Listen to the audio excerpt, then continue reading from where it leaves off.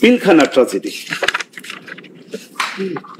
Tragedy নিয়ে prosecution পক্ষের যে বয়ান, যে বক্তব্য, তার সঙ্গে আমি অত্যন্ত জোরালো ভাবে তার বিরোধিতা করছি।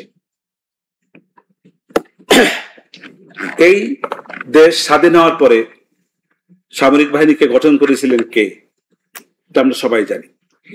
তৎপরবর্তীতে সামরিক বাহিনীকে প্রত্যেকটি সরকারি দিনে দিনে দিনে দিনে উন্নয়নের ভালো করার চেষ্টা সবাই করেছে, যা ইতিপূর্বে সরকারও করেছে।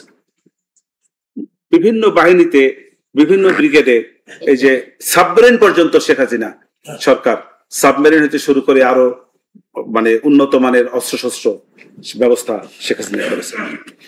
এখন এই তৎকালীন প্রধানমন্ত্রী শেখ হাসিনা যে বাংলাদেশের সেনাবাহিনীকে মেরে ফেলবেন, তাদেরকে ইচ্ছা করে, কৌশল করে, ষড়যন্ত্র করে মেরে ফেলবেন, এইরকম ধারণা আমরা যারা করি, আমার মনে হয় সেটা তাদের ভুল ধারণা।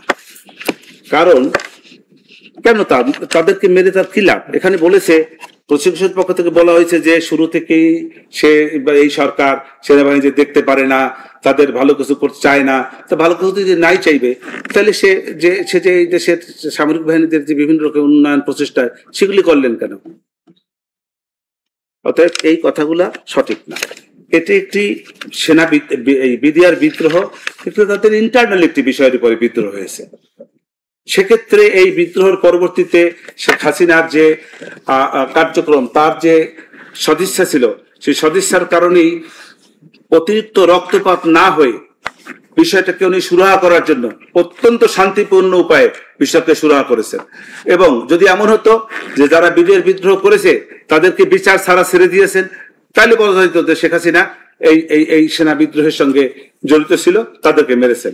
উনি তো ধরে ধরে এই সেনা বিদ্রোহে যারা মাস্টারমাইন্ড ছিলেন, যারা করেছেন, তাদেরকে প্রত্যেককে সাজা দেওয়ার চেষ্টা করেছেন, বিচার করেছেন।